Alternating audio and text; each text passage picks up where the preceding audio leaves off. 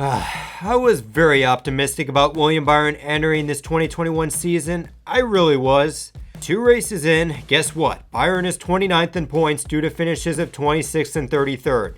Basically the same start as the last 3 seasons. And I fear with the unpredictable winners to start the season, he might have to start thinking about winning a race. Now of course, we're only 2 races in. Maybe he goes out and gets a bunch of stage points and wins Homestead. But right now, I'm debating whether or not to sell my stock in William Byron. I made a mistake selling my stock in William Byron.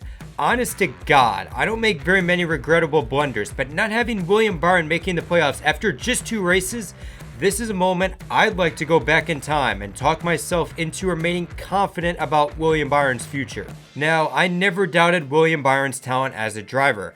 I always considered him the iRacing version of Kyle Larson. A unique driver of his kind, except the major area where he elevates himself from Larson is being calculated. Making bonehead decisions was never his kryptonite. Rather, there were 2 things that always restricted Byron's capabilities. The first was the very team he was driving for. This new era 2014 was far from the 11-race championship winning team Chase Elliott has had since day 1. They were very reminiscent to the old 5 team, great in time trials, but as a race team, they weren't a very competitive one. Seriously, name me one race besides Sunday where William Byron flat out dominated or at the very least had a capable car of winning. The only non-plate race that comes to my mind is the 2019 Martinsville playoff race. A race where he was up front, but he was nowhere near the dominating 464 lap leading and winning Toyota Camry MTJ. So not only did Byron fail to get opportunities at winning races, but he had some terrible luck along the way.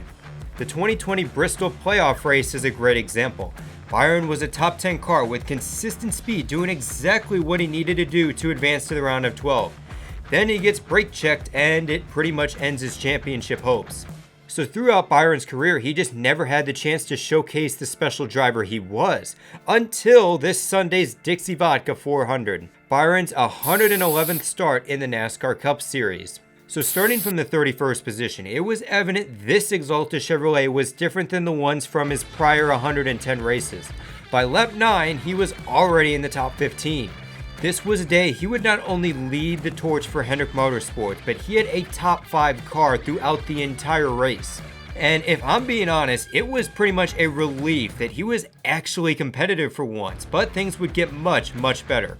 He earned a lot of stage points, including a thrilling Stage 2 victory. And as for the final stage, he would battle MTJ and eventually not only pass him for the lead, but pull away. Statistics-wise, this was far and large his best race ever as a NASCAR Cup Series driver. His 102 laps led on the afternoon were more than his first 29 races of 2020 combined. It was also the first race in his entire Cup career that he had led the most laps. However, in watching this race, I figured either one of 2 things was going to happen. The caution would come out or the long-run cars of MTJ or Reddick would ultimately overtake Byron's Chevrolet Camaro. He was going to lose this race and it would become a strong learning experience. Yet, Byron continued to drive away from his competition, and with no NASFRAUD style caution, he would take a Sunday drive to his new set of hardware. Just like that, William Byron not only got a bunch of stage points, but he had won Homestead. Definitely blew my mind. This is the earliest the 24 cars visited victory lane since Jeff Gordon's victory in the second race of 2011. And I'll tell you, it's hard to come close to Chase Elliott's 2020 championship as a fan, but seeing that beautiful Exalta 24 return to victory lane with Jeff Gordon commentating from the booth, it's definitely up there. Now as for William Byron, I know he won Daytona last August, but this feels more like his first win. This was the race that proved Byron could translate his talent and successes in the lower leagues into the top echelon of NASCAR. It also proved Rudy Fugle isn't a fluke crew chief that could only perform in trucks. Now that should scare the living daylights out of the Cup garage, considering what both Byron and Fugle did together in 2016.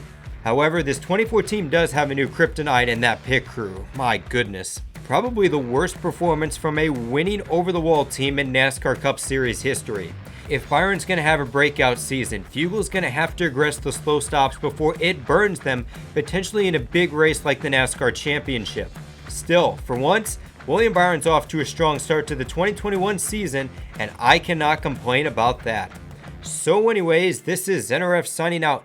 And just remember, life's a beach and then you drive.